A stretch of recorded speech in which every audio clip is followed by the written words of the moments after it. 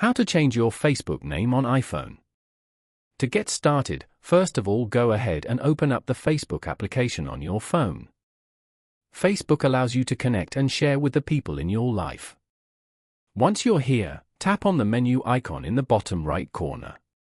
This will take you to the main menu where you can access your profile and settings. From here, scroll down, expand the Settings and Privacy section, and then tap on Settings. Now, tap on the Meta Account Center at the very top.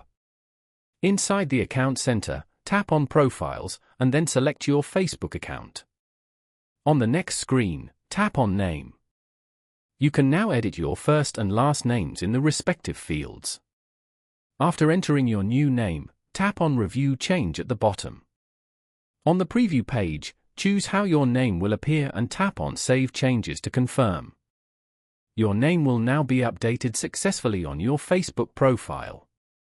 Following these steps, you can easily change your name on Facebook.